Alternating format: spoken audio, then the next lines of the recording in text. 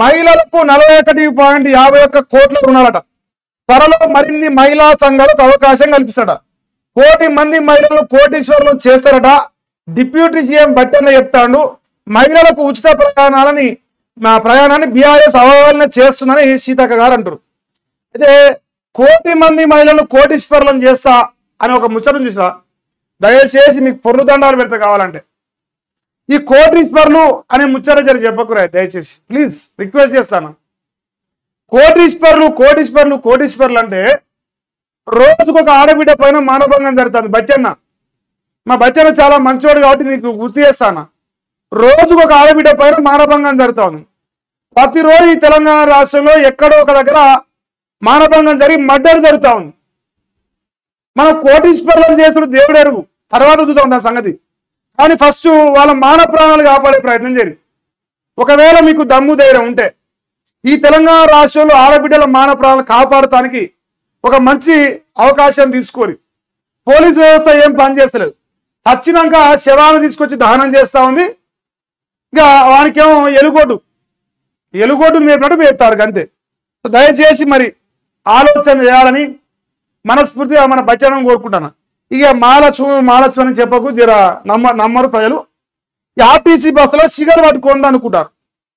సిగలు పట్టుకొని ఆడబిడ్డలు అనుకుంటారు మహిళలకున్న విద్య తీసాడు ఈశ్వరేశ్వరు. అది మీరు చెప్తలేదు, మహిళలే చెప్తారు. మీరు ఏడికి పోయినా సోషల్ మీడియా కనుక్కోరు. మహిళలు మీరు తెచ్చిన పథకంతో సాటిస్ఫై ఉన్నారని నిరూపిస్తే మీరు దేనికంటే దాని సిద్ధం. మేము చెప్పుడేందా వాళ్ళే వద్దురా నాయన మీ పథకం పాడుగాను. ఆడబిడ్డలు కూడా గౌరవ మర్యాదలు దెబ్బతింటున్నాయి. మాకు వద్దురా నాయన ఈ ఉచిత బస్సు అంతా ఇంత ప్రజలనే కడతాం. ఇప్పుడు అంటారు భార్య టికెట్ భర్త మీద డబుల్ టికెట్ కొడతారు. ఎట్లా అదేదో శనిసాగం కడతారు నాయన ఈ పంచాయతీ మాకు వద్దని ఇలా మహిళలు చెప్పే కడుకున్నది.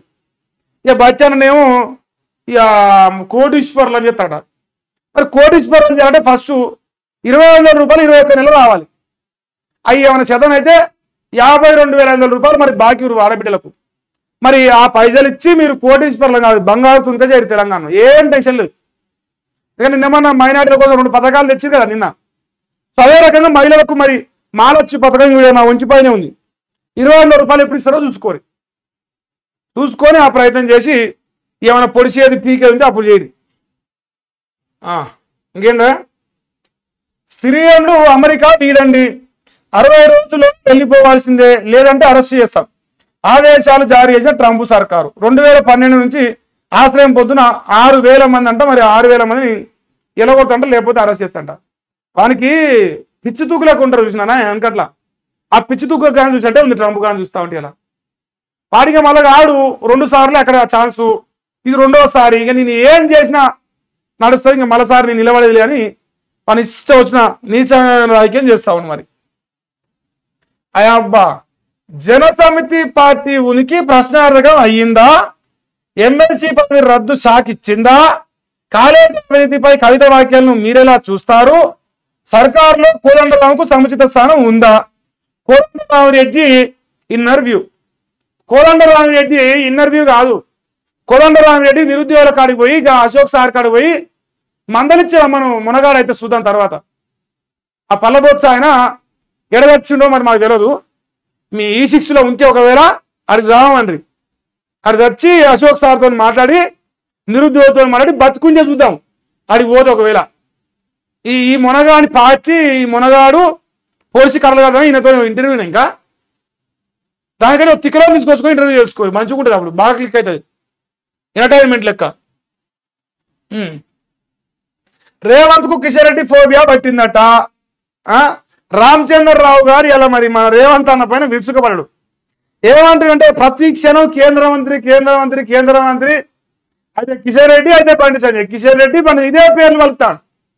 మరి ఫోబియా భయపడతానంట రేవంత్ అన్నకు. ఫోబియా వచ్చి ఊకే పేర్లు ఎత్తానంటారు. రోజు కేంద్ర మంత్రి పేరే తలుస్తున్నారు. బ్యూరోక్రాట్ల నియామకంలో సర్కారు ఫెయిల్ అయింది. లోకల్ బాడీ ఎన్నికలు పెట్టకుంటే కేంద్ర నిధులు రావు. అలా వస్తలేవు కదా, ఆల్రెడీ వస్తలేవు. రామచంద్రరావు గారు గమనించిందంటే ఆల్రెడీ నిధులు వస్తలేవు. గత కొన్ని నెలలుగా అదే జరుగుతూ ఉంది. సర్పంచులు లేరు, ఎంపీటీసీలు లేరు, జెడ్పీటీసీలు లేరు, మున్సిపల్ ఏది లేదు.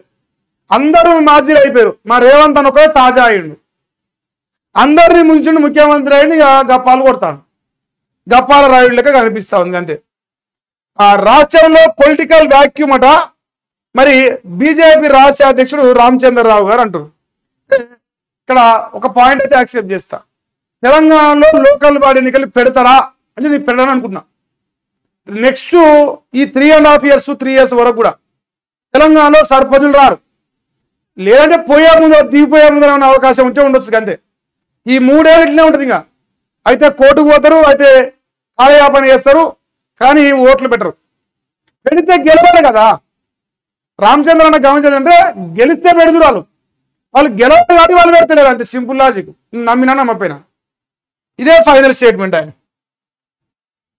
అది కనిపిస్తా ఉంది.